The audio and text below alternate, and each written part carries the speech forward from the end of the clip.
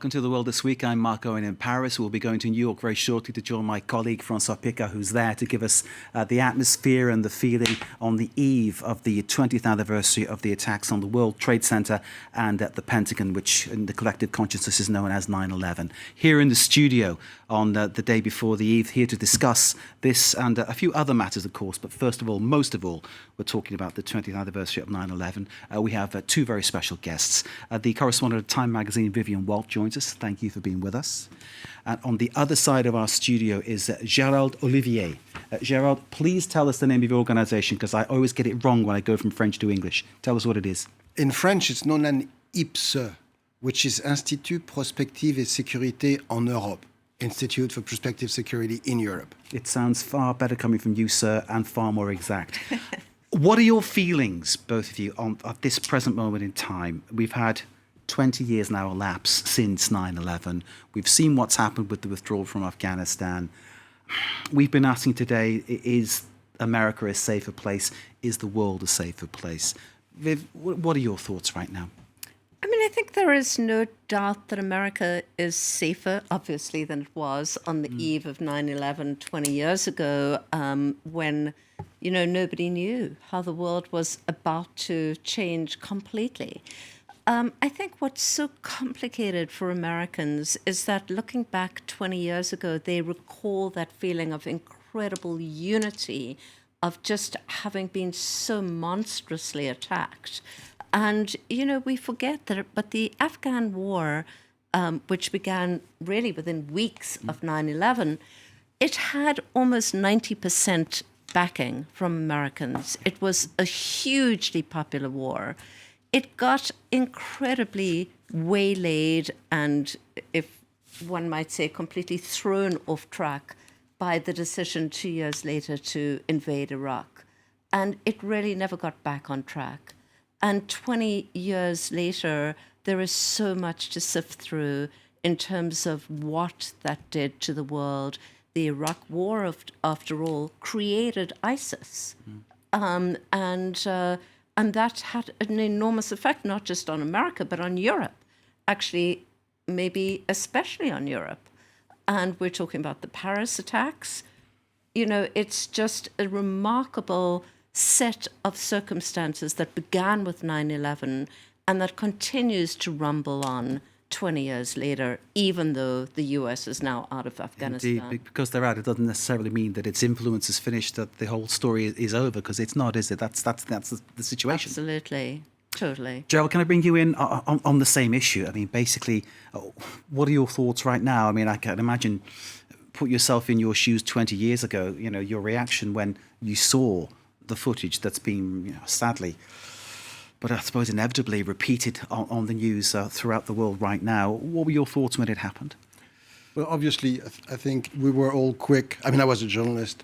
We were all quick to realize it was a world-changing event, no doubt about it. No one expected it. We knew what terrorism was. We knew who bin Laden was. We knew that it bombed buildings in Nairobi and Dar es Salaam a couple of years before. No one expected that such an event could take place, even though looking back, it was obvious that it could. And in that sense, Al-Qaeda was very smart in exploiting America's weaknesses. Its weaknesses, which, and I use the word between quotation marks, meaning democracy's weaknesses. It's an open country. You can travel. It's got open borders. People can get lost inside. People can pay cash for flying lessons, telling the instructor, we don't plan to learn how to land, and no one pays attention. The world was taken by surprise. The US were taken by surprise. We knew it was going to change everything overnight, and we are still living in the aftermath of that period. The US went into a security obsession after that. And the world changed for everyone else. I mean, we were used to going through security checks at the airport, nothing like not being able to carry on a bottle of mineral water, having to take off your shoes because some crazy guy had a detonator in his soul. So the world changed. We're still living through it. We have to recognize one thing, is that there hasn't been a single terrorist attack led from outside on US soil since then. So obviously something changed and America became more secure.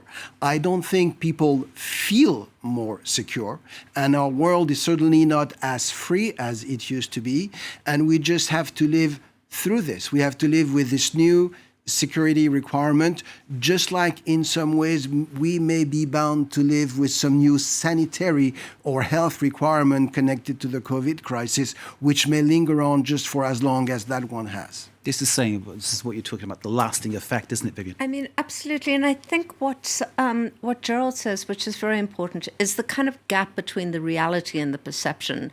Americans, in some ways, have become permanently fearful that they're about to be attacked, which doesn't match at all to the reality. I think the figures are something like fewer than 100 Americans have been killed by jihadist terrorist attacks in the last 20 years. In fact, many, many more have been killed by extreme white supremacists than have been killed by jihadists. And yet we, I think, and I say we Americans, have been, in some ways, this feeling has been instilled in Americans that they're always target number one, and that's never going to change. And I think it's really kind of a toxic feeling in the country that really has kind of, in some ways, distorted things. It's hard to overstate how awful the 9/11 attacks were and how enormously, murderous they were. But 20 years later, it's Americans are vastly, incomparably safer than they were 20 years ago. That's the case. I'm just wondering what you were doing 20 years ago. I mean, clearly, given your background, given what you do, I mean, tell us where you were 20 years ago. Well, 20 years ago, funnily enough, I was actually in Paris. I was sitting at my desk writing a story about Afghan refugees who were in Calais. So Afghanistan was, weirdly enough, on my radar. And I would say within a few days, I was in Pakistan. I think I got to Pakistan by September 15th, and then went across the border into Kandahar the day the US bombed Mullah Omar's house, and that was the final Taliban holdout before they were defeated. And we rolled across the border into Kandahar and then finally made our way up through the country. But, to think back then, I mean, I did all those stories about the first haircuts and the first movie and the first photo shop to open and the first women to go out without burqas. And there was such a sense of incredible optimism. So I have found this past month to be pretty gut-wrenching, I must admit. Indeed. You and many, many others, I'm sure. I mean, I was working in regional TV. I recall watching the images hit. I recall speaking to representatives from the local mosque who were as confused as anybody about what to say. They couldn't criticize a fellow Muslim. That was one thing they said, but then they thought the scale of what they've seen says that some kind of condemnation needs to come. People are still trying to be very conflicted and work that through, I suppose, was one of the problems. And I think that's persisted in terms of how people think and how certain people think about what went on. Do you think that's a case, that there is this real confliction within certain parts of society about condemning these people? Well, I think there was no doubt when it happened that the US was going to retaliate. There was no doubt it was an act of war. And the interesting part of this, right away, George W. Bush, who was president, started the so-called war on terror. It was a mistake to call it a war on terror, because you can't fight something. You can fight a country, you can go at war with a person, you cannot go at war with a concept. Terrorism is the weapon of the weak. There are conflicts, there have been conflict, there will be conflicts. You will never defeat terrorism, but you can defeat some groups. And actually that's what the US has been very busy at for the past 20 years. We focus on that occupation of Afghanistan, which obviously didn't yield the expected results. But in the meantime, the US has been involved in over 80 countries, It has spent billions of dollars helping those countries destroy, annihilate, kill, eliminate, physically speaking, the leaders of different terrorist groups. Yes, ISIS was born as a result of the Iraq war, but ISIS was eliminated. Al-Qaeda is still around. Al-Qaeda has nothing compared to the capabilities it did before. The Taliban are back, and they have capabilities, and that's, we shall say, another issue. But yeah, the U.S. has been fighting this war, and it was very important to call it a war rather than just an act of terrorism. And today, the danger comes from the nature of this war. And you were talking about how Americans don't feel safe, even though when you look at statistics, there's been more people who died from so-called white supremacist attacks than they did from jihadist attacks. But it's only true if you do not consider some shootings in the U.S. as jihadist attack. If you remember Fort Hood, Texas, a major general with Iraqi background went on to kill 13 people. It is not considered by the U.S. an act of terror. It's an act of a single mass killing, which I don't think it was. The person had resentment connected with what was going on in Iraq, resentment with the way Muslims were treated in the U.S. And the difficulty today is separating the two and living with those two issues. On the one hand, you have Islamic fundamentalism and jihadism, which everyone will condemn. On the other, you have the presence of Muslims in growing and growing number, more here in Europe, especially France, than in the United States. And for whatever reason, religious, cultural, or others, a difficulty in condemning those acts. And that creates a potential for conflict, which has not been resolved. It's that confliction, because the man that I spoke to at the time, and going back to a provincial British town, was a representative of the Muslim community then, went on to be a very senior representative and consultant to the UK government. And at the time he said to me, I can't condemn the acts of a fellow Muslim. That's what he said. And then days later he said, we need to obviously speak out against this. But his first reaction was, I will not condemn a fellow Muslim. And it's that kind of thing which I think maybe is at the root of some of the radicalization that we see, that there's a sense of taking the side, no matter, staying with our side, whatever, as they would put it. Would you agree with, or am I kind of yes, taking a step too far? So. I don't mean to divert too much from your question, but just to say, in relation to what Gerald was saying, I do feel that there's kind of a disconnect, certainly in the U.S., between 20 years of war. It's the longest war in modern U.S. history, and their kind of connection to it. This is 100% volunteer military. It's not like World War II or the Korean War or the Vietnam War. And it's also completely financed on borrowed funds. So the Iraq and Afghanistan wars together have cost about $8 trillion. The Americans have not felt it at all. The stock markets have boomed. It's all borrowed money. So I think that 20 years later, there's been a total disconnect. The wars have happened way out there, and not many Americans have fought. So I think in terms of your question about, the relation, the sort of demonization, if you like, of Muslims around them, I think that there has been almost like a bifurcated reality happening. There's what's going on at home, and then there's the wars. And there is no sense in America that you have been living through wartime, which, in fact, the country has been living through for 2 decades. 2 decades of that, as you say. A recent survey saying that over 60% of Americans have a more negative view of Muslims, which has developed since 9/11. Something that is really sort of, I suppose, it must be hammered home in daily relations with anybody who isn't white. Right, exactly. And I know this from friends of mine who are, for example, Indian, who are mistaken for being Muslims.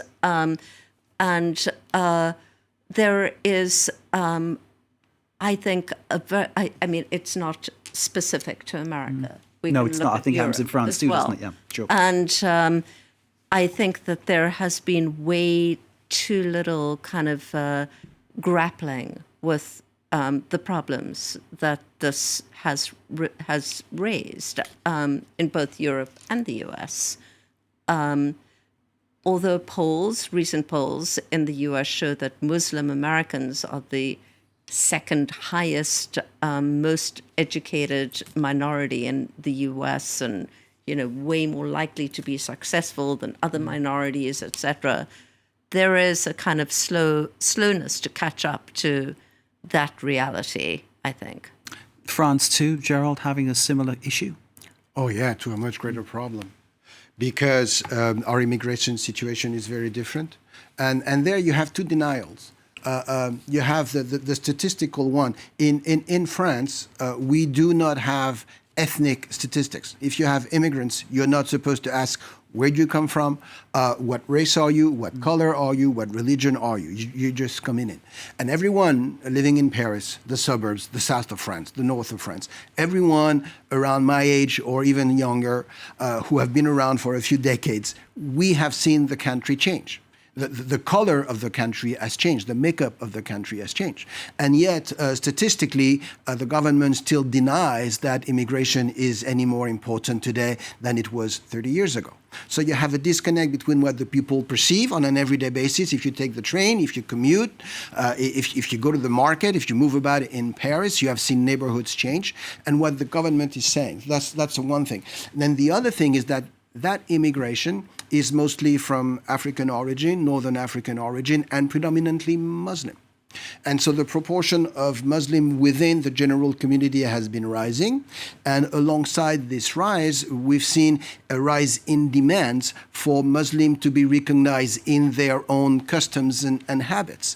And that's very, very difficult to admit in France, because we have a tradition of so-called laïcité, which you might define as secularism in English, which is actually hard to translate. But the idea is that religion shouldn't permeate the public space.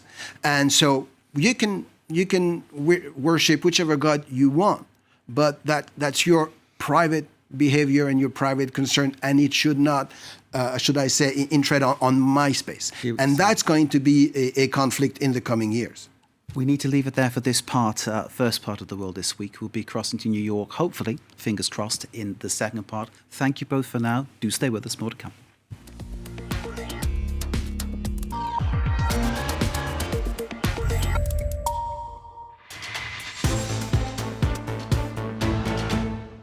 Welcome back to The World This Week. We're discussing, among other things, 9/11. It's the eve, of course, of that fateful day some 20 years ago, when terrorists bombed the Twin Towers and the Pentagon, flying aircraft into those premises, costing some 3,000 lives. Let's go straight to New York. François Picard is there for these commemorations. François, I'll cross to you with your guest. Yeah, it's a pleasure to join you, Mark, from New York City, and a pleasure to see in person Noor Ibrahim, regular contributor on our Friday show, the World This Week, in partnership with the Daily Beast Deputy World Editor. Thanks for joining us. Thanks for having me. Good to be here with you. We were talking about it before, how 9/11 doesn't belong to one city or one country, but to the world. And forgive me for giving the game away, but you were not living in the U.S. at the time, and you were very young, and yet this moment of 20 years ago, what does it mean for you personally? Yeah, I mean, I think I was about 6 or 7 years old in Canada, and even though I didn't fully understand or know about the details, you could just feel the shift of atmosphere at school, around the neighborhood. It wasn't years later that I came to understand what happened, and I'm in a way glad that I was shielded from that at a young age, but it's definitely something I look back on and just think, wow, like, even though I was in Canada and not here, the impact was huge and you could feel it everywhere. Now we're on the eve of the 20th anniversary commemorations, and New York, after the pandemic, is slowly getting back to normal. In Lower Manhattan, the tourists haven't really come back, but it is coming back to life. there's this feeling that it is going to be a very solemn moment. Is it about the pandemic that's going to make it solemn, or is it about that exit from Afghanistan? I think a lot of it has to do with Afghanistan. You know, this was the tragedy that just kept birthing more and more tragedies, and we're living through it now, seeing what's happening there. There's the fact that Kabul fell so quickly, the fact that Afghanistan is becoming a safe haven for more terrorists. You have groups like ISIS-K re-emerging from the shadows, and on top of all that, this devastating refugee crisis that we're going to be dealing with for a long, long time. So I think all those factors, and the fact that it kind of happened around the same time period, you know, of the anniversary, kind of just, it moves a lot of people, and it's a bit grim and dim, to be honest. Grim and dim. There's going to be a lot of reflection and remembrance coming on Saturday, and it's already, some are saying, a turning point. I mean, it's very early in Joe Biden's presidency, but it's a turning point in U.S. politics, this exit? Absolutely, and you know, it wasn't just kind of trying to fathom how that exit happened, the fact that it ended with so much violence, the Marines that were killed, the dozens of Afghan nationals that were killed as well. And I think this will follow Joe Biden for a very, very long time. You know, he didn't start this war, but this is something that I do believe will be a stain. And it would. Will it be a stain? Because for many Americans, it's great, we're out. It is, but a lot of people are saying, you know, we're out, but it could have been done in a better way. It could have been done in a way that, you know, saved more lives. And I think that's the point of tension there. Well, how's the Daily Beast going to be covering over the next days and weeks? I mean, we're covering every aspect, everything from, you know, the refugee crisis that's coming out of this, the personal stories, including features about the different you know, Afghan partners and helpers that made it out, the ones that didn't, and, you know, on top of that, just what's happening on the ground. How is the Taliban going to govern? Are they going to live up to these, you know, kind of suspicious promises that they made on women's rights and other issues? So it's definitely going to be a wide net that we're going to be keeping an eye on in the next coming months. Yeah, Mark, there's definitely this idea that Saturday, I guess you could say, is still part of that victory lap the Taliban have been doing since August 15th when they took Kabul. The question is, what happens afterwards? Francois, Noor, thank you very much indeed. Back to Francois, New York, very shortly. Back in the studio with Vivian Welt from Time Magazine and Gérald Olivier from the Institute for Perspective and Security in Europe. Great to see you. We're going to deal with a couple of other stories before we go back to New York and get more from Francois. The trial opening, of course, this week of the surviving and alleged members of the terror cell that attacked Paris in November 2015. 130 people were killed that night.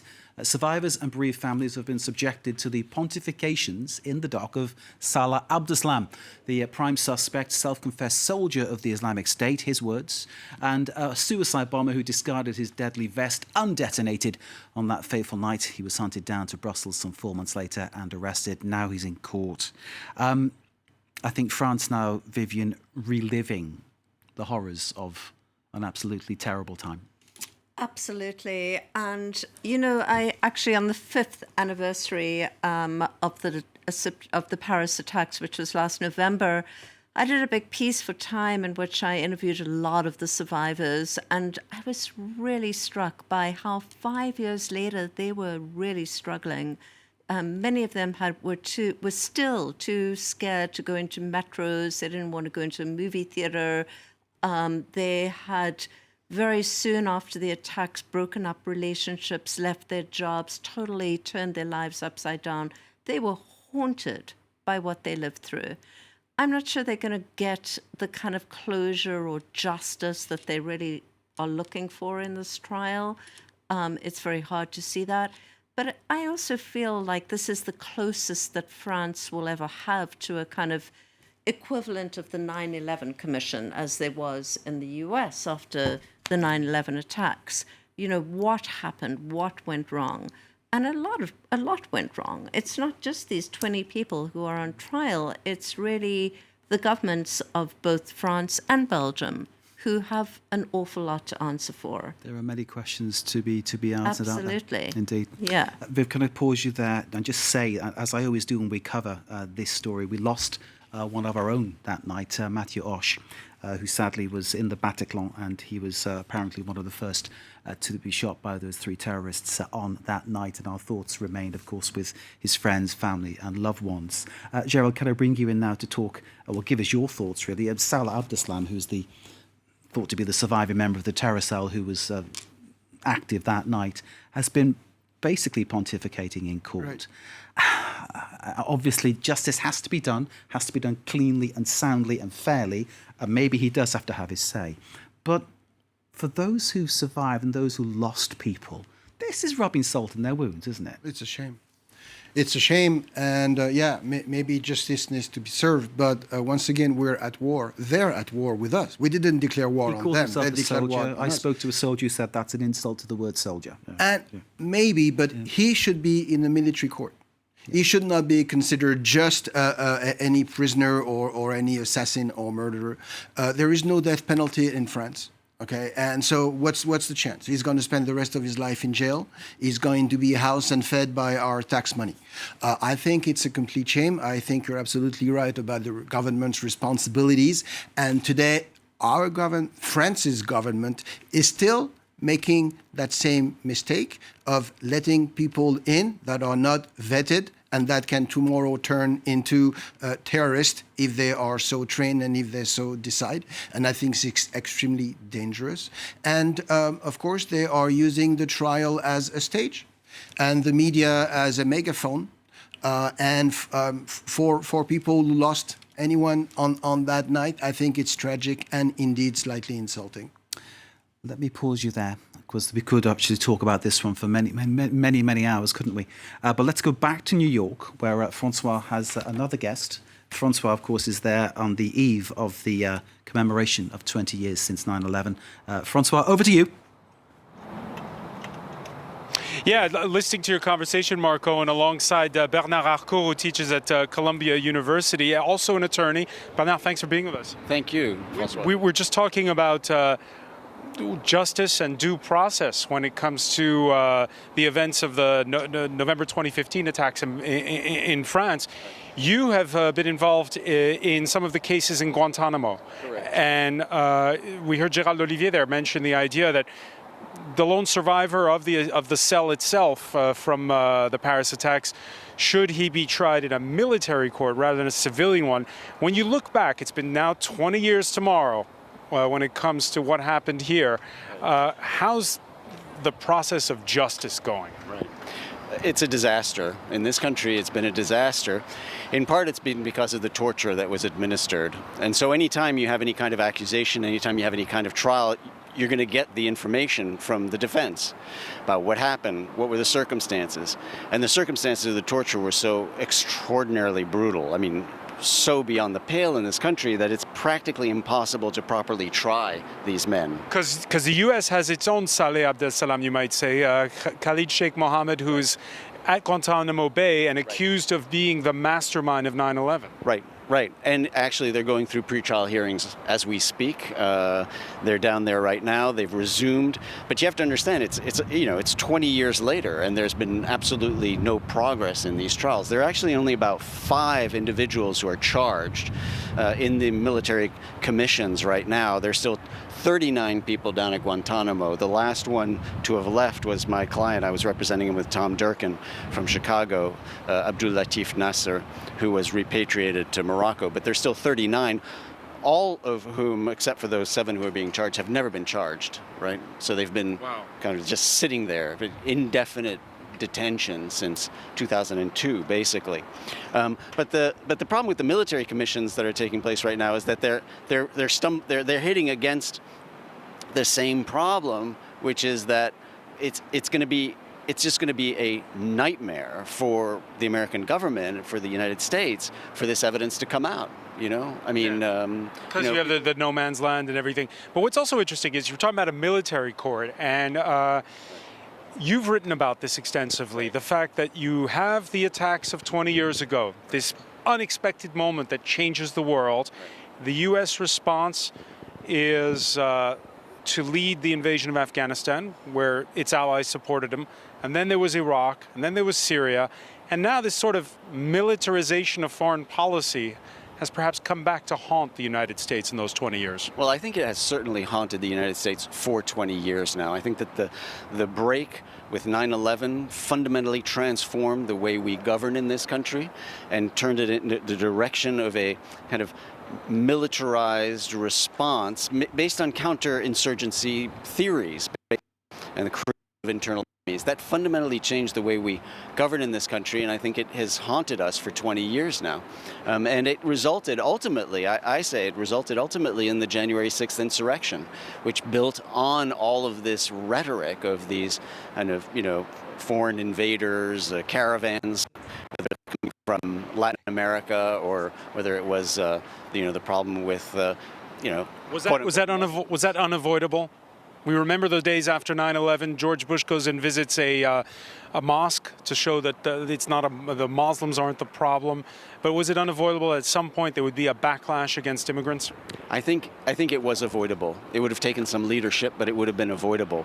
I mean, the whole idea of moving in a military direction rather than in a traditional federal criminal prosecutions, which is what had been going on for the other people who had, there had been bombs attempts on the Twin Towers before, and those were prosecuted in federal court. We'd managed with federal prosecutions to deal with these problems, identifying individuals and prosecuting them. The turn to the military just created it created a destabilization in the whole Middle East that, we suffer from today. One final question, Bernard Harcourt. You're also a New Yorker. I know you lost a high school classmate in the Twin Towers. What does this 20th anniversary mean for you personally? It's another moment of sadness and another moment not only of loss, but of lost opportunities, it seems. With every tragedy, there are opportunities to kind of come back, to find ways to come back, to heal. And it feels as if we were on a 20-year kind of collision course. New York is coming back. New York's always coming back. I mean, New York is the best. New York is the best. You heard it, Mark Owen. Bernard Harcourt there joining us from Columbia University. I cannot dispute those words, François, especially not today. François Picard and Bernard Harcourt in New York. Gerald, do you have one comment to make? Yeah, I wanted to go back on this idea of militarization of foreign policy, because I think the issue with Afghanistan is really the failure, and hopefully the definitive failure, of nation building. I mean, the U.S. military can fight a war. They fought against the Taliban, and they won within weeks. They got rid of the Taliban. They kept on hunting bin Laden. But the war itself ended on December 21st, 2001, a few weeks after it began. What began on December 22nd was the reconstruction of Afghanistan on this idea that, number one, all the world should look like the U.S., Number two, the U.S. has the ability to turn anything around and over and make it one of their own. They were successful in Germany, they were successful in Japan after World War II, and they thought that they could do it all over the place. And I think that those 20 years tell us that it's not the case, that diversity exists also beyond your borders, and you can maintain or assure the security of the U.S. without having to make the whole world look like and be the U.S. Gerald, thank you very much indeed. We'll move on to something now which is very much a bittersweet moment here in France this week. France and the world of cinema saying adieu, or perhaps it's au revoir, this week to Jean-Paul Belmondo, the legendary actor, star of over 80 movies, passed away at the age of 88. Emmanuel Macron, the president, big fan of Belmondo, described him as one of us. Well, Belmondo really burst onto the scene in the 1960 film by Jean-Luc Godard, Bout de Souffle, or Breathless. Si vous n'aimez pas la mer, si vous n'aimez pas la montagne, si vous n'aimez pas la ville, allez vous faire foutre. Oh oh! I must say that even though I've tried many times, I can't wear a hat the way that Belmondo wears a hat. Vivian Walt, your thoughts? Not on like my this, hat wearing, but on Belmondo. I mean, certainly for the rest of the world, he represented something about France, you know, this kind of lovable rogue who wasn't going to follow anyone else's rules. I think all through that movie, he had a cigarette dangling out of one side of his mouth. And, you know, it's something that just people were completely captivated by. He was just a kind of lovable character. He wasn't this sort of cynical. He really did belong to, in some ways, another era. And I think that's what touched people, you know, losing him. The real charm that he had, I think, in that movie, because you mentioned it about sort of the fact that he was a real rogue in that movie, and the language you used there, Gerald, which is quite ripe, shall we say. But he was also a murderous thug in that movie. But the charm of the actor somehow erased that, and it sort of gave this image of someone who was really lovable. And that was the Godard's way of working with his actors. I was going to say. But to me, Belmondo, my favorite film, is The Man from Rio. I don't know if you remember that one. It's an adventure comedy from '63. His fiancée is kidnapped, and he goes following her, trying to free her, flies to Brazil, getting on a plane, etc., etc. The action never stops. That's exactly what they're showing on the screen right now. And I was just thinking that today the film would be impossible. The film would end after 10 minutes, because after 10 minutes, kidnappers take the fiancée and put her on a flight in Orly, and Belmondo manages to run after the flight, get on the flight, end up in Brazil. Today there are controls and stuff. He couldn't make it to the airplane. The movie would end. Another era. Another era, as you say. I watched, me and my other half, we watched Le Magnifique, the Belmondo movie last night, which was a surreal thing. And as we're talking about Le Magnifique, let's join Le Magnifique, François Picard, in New York for a reflection on Jean-Paul Belmondo. François. Hey, it's interesting because there's a wide gap between the Anglo-Saxon world and the Latin world when it comes to Belmondo. Senior producer Vittorio Pironi was saying what a big star he was in Italy. He was a big star in all the Latin countries. Here in New York, it's film buffs who visit art house cinemas and who knew the French New Wave, who know Jean-Paul Belmondo. So there is that gulf. And as Girard said, that it's also a nod to a different time, this sort of cheeky irreverence that he had. And I think on moments like this, when the news cycle is so serious, it's nice to have a bit of irreverence sometimes, isn't it, Mark? It certainly is, Francois. And I think what's interesting here is that we saw this amazing ceremony at Invalides this week, where Belmondo was laid to rest and a big tribute paid. And it was sad because, you know, he's passed away, but there were so many smiles and so many fans saying nice things and such a great sense of celebration of a real artist, I suppose, in many ways. I think we're really ready to just sit back and watch a few Belmondo movies at this point. That's the weekend sorted out. Vivian Walter, Time Magazine, thank you very much indeed. Gerald Olivier of the Institut Prospective et Sécurité en France, on Europe, thank you very much indeed. François Picard, New York. As ever, Le Magnifique, thank you so very much indeed. And thanks to you all for watching The World This Week here on France 24. Stay with us.